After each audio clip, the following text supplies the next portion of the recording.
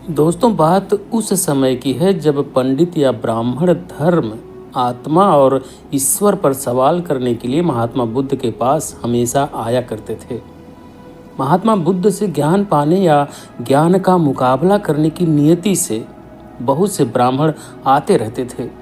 ऐसे ही एक ब्राह्मण महात्मा बुद्ध से निम्न वार्ता धर्मार्ग को जानने के लिए आता है और आकर महात्मा बुद्ध से पूछता है कि आप सब लोगों को बताते हैं कि आत्मा नहीं है, स्वर्ग नहीं है, पुनर्जन्म नहीं है, क्या यह सत्य है? महात्मा बुद्ध ने कहा, आपको किसने बताया कि मैंने ऐसा कहा?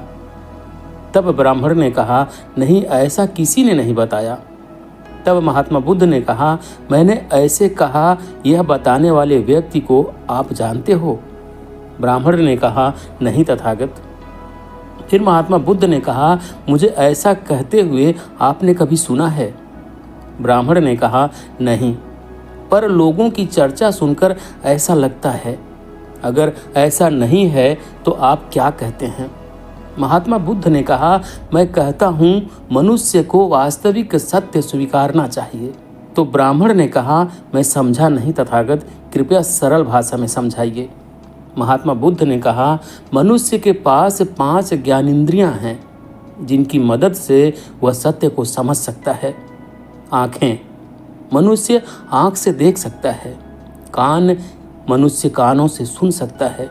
नाक, मनुष्य नाक से श्वास लेता है। जिह्वा, मनुष्य जिह्वा से स्वाद लेता है। त्वचा, मनुष्य त्वचा से स्पर्श महसूस करता है। इन 5 ज्ञानेंद्रियों में से 2 या 3 ज्ञानेंद्रियों की मदद से मनुष्य सत्य जान सकता है। ब्राह्मण ने कहा, कैसे तथागत? महात्मा बुद्ध ने कहा, आँखों से पानी देख सकते हैं, पर वह ठंडा है या गर्म, ये जानने के लिए त्वचा की मदद लेनी पड़ती है। वह मीठा है या नमकीन, यह जानने के लिए जिह्वा की मदद लेनी पड़ती है। ब्राह्मण ने कहा, ठीक है तथागत, फिर भगवान है या नहीं, इस सत्य को कैसे जानेंगे तथागत? महात्मा बुद्ध ने कहा, आप वायु को देख सकते हैं? ब्राह्मण ने कहा, नहीं। महात्मा बुद्ध ने कहा, इसका मतलब वायु नहीं है, ऐसा होता है क्या? ब्राह्मण ने कहा, नहीं तथागत। महात्मा बुद्ध ने कहा, वायु, हवा दिखती नहीं है, फिर भी हम उसका अस्तित्व नकार नहीं सकते, क्योंकि हम वायु को ही सांसों के द्वारा अंदर लेते हैं और बाहर छोड़ते हैं। जब वायु का झोंका आता है तब पेड़ के पत्ते हिलते हैं, ये हम देखते हैं और महसूस करते हैं। अब आप बताओ, भगवान हमें 5 ज्ञानेंद्रियों से महसूस होते हैं कि नहीं? ब्राह्मण ने कहा, नहीं तथागत। महात्मा बुद्ध ने कहा, आपके माता पिता ने देखा है? ऐसा उन्होंने आपको बताया है? ब्राह्मण ने कहा, नहीं तथागत। महात्मा बुद्ध ने कहा, फिर परिवार के किस पूर्वज ने देखा है? ऐसा आपने सुना है? ब्राह्मण ने कहा, नहीं तथागत।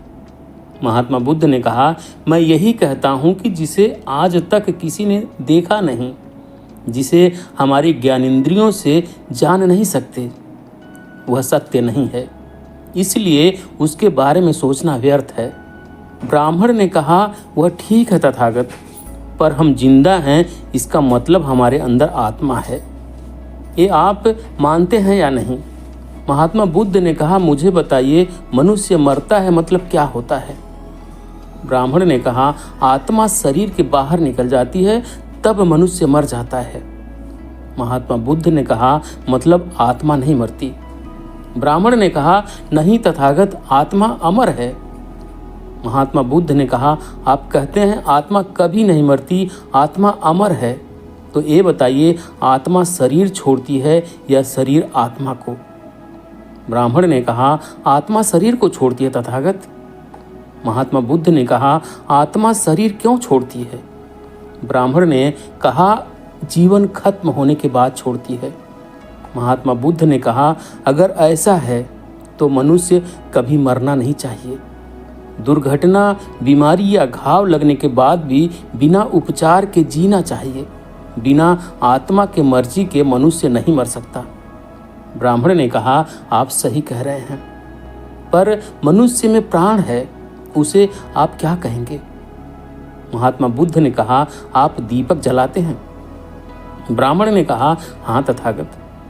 महात्मा बुद्ध ने कहा, दीपक यानी एक छोटा दिया, उसमें तेल है, तेल में बाती है, उसे जलाने के लिए अग्नि चाहिए, बराबर? ब्राह्मण ने कहा, हाँ तथागत। महात्मा बुद्ध ने कहा, फिर मुझे बताइए बाती कब बुझती है?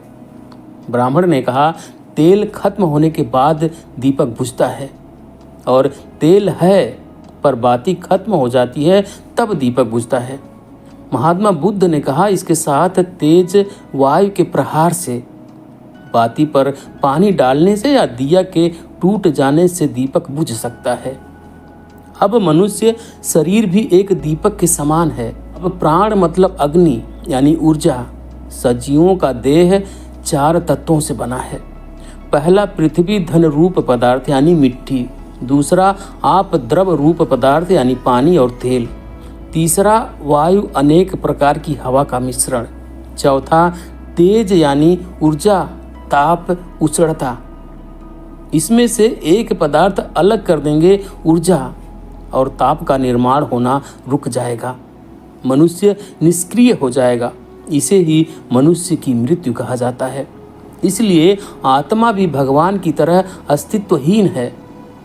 यह सब चर्चा व्यर्थ है, इसमें धर्म का समय व्यर्थ हो जाता है। ब्राह्मण ने कहा, जी तथागत, फिर धम्म क्या है, इसका उद्देश्य क्या है? महात्मा बुद्ध ने कहा, धम्म का मतलब अंधेरे से प्रकाश की ओर ले जाने वाला मार्ग धम्म का उद्देश्य है।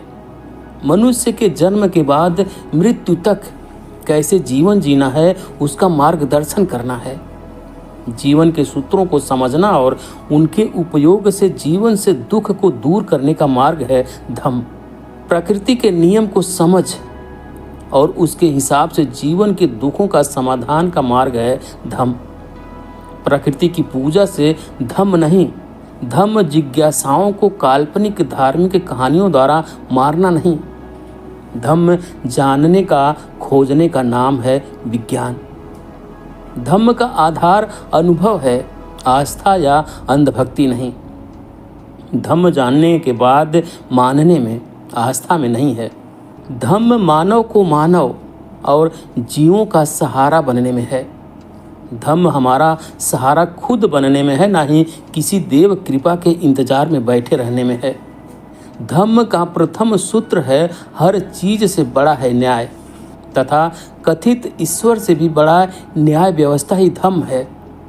क्या गुलामी और शोषण के बदले आप ईश्वर लेना चाहोगे? जन्म से मृत्यु के बीच सभी जीवों का जीवन सुखमय बनाना ही धम्म का अंतिम लक्ष्य है। महात्मा बुद्ध ने कहा, दुख 2 प्रकार के होते हैं, एक प्राकृतिक, दूसरा मानव निर्मित। प्राकृतिक दुख का इलाज तो आपके तथाकथित ईश्वर के पास भी नहीं, वो भी रोकने में असमर्थ है, तो फिर ईश्वर भक्ति क्यों? धम्म मानव निर्मित दुखों का समाधान है, क्योंकि हमारे जीवन में प्राकृतिक दुख एक तालाब के समान है, पर मानव निर्मित दुख समुद्र के समान है। मतलब दुखों का सबसे बड़ा हिस्सा मानव निर्मित है, जैसे सामाजिक, जातिगत बंटवारा, आसमान आर्थिक बंटवारा, गलत राजनीति, गलत व्यक्तिगत आदतें, बीमारियां, धार्मिक सोच, चलन और दमन। ब्राह्मण यह सब सुनकर महात्मा गौतम बुद्ध के पैरों में गिर पड़ता है और कहता है, मैं धन्य हो गया प्रभु, आपने मेरी आंखें खोल दी। आपसे बात करके मेरा धार्मिक ज्ञान का, श्रेष्ठता का अहंकार जाने कहाँ गायब हो गया। बड़ा मुक्त और हल्का महसूस कर रहा हूँ। अपना भ्रम दूर हो गया, अब अपना सा लगने लगा है। आपसे ज्ञान पाकर मेरा जीवन धन्य हो गया। तो दोस्तों, कैसी लगी आपको ये कहानी, हमें कमेंट करके ज़रूर बताइएगा और वीडियो को लाइक करके अपने समाज में शेयर अवश्य कर देना। नमो बुद्धाय।